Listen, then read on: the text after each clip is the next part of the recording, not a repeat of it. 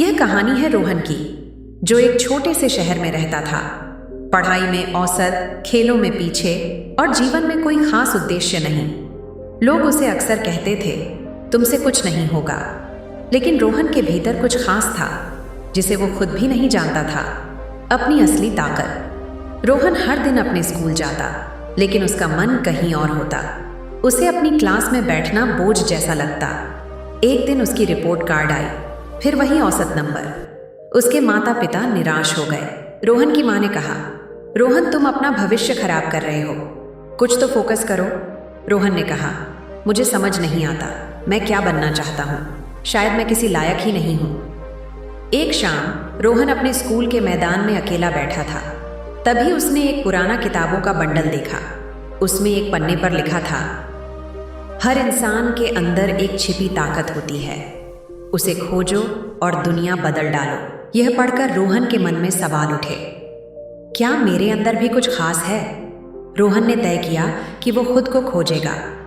उसने नई नई चीजें आजमाना शुरू किया। सबसे पहले उसने पेंटिंग करनी शुरू की, लेकिन उसे पेंटिंग से संतुष्टि नहीं मिली। फिर उसने गिटार बजाने की सोची, लेकिन उसमें भी उसे संतुष्टि नहीं मिली। फिर एक दिन स्पोर्ट्स के बारे में सोचा, लेकिन उसमें भी वो अच्छा परफॉर्मेंस नहीं कर पाया। फिर एक दिन स्कूल में स्पीच देने की प्रतियोगिता हुई। अनजाने में उसने हिस्सा लिया। मंच पर आते ही उसने ऐसी स्पीच दी कि सब चौंक गए। पहली बार उसने महसूस किया कि वो लोगों को प्रेरित कर सकता है। रोहन को अब समझ में आया कि उसकी ताकत लोगों को प्रोत्साहित करने में है। उसने खुद पर काम करना शुरू किया, नई नई किताबें पढ़ी, पब्लिक स्पीकिंग के सेशंस अटेंड किए। कुछ ही समय में वो अपने शहर का सबसे प्रसिद्ध युवा प्रेरक वक्ता बन गया। कुछ सालों बाद रोहन एक बड़े मंच पर खड़ा था। हजारों लोग उसे सुनने आए थे।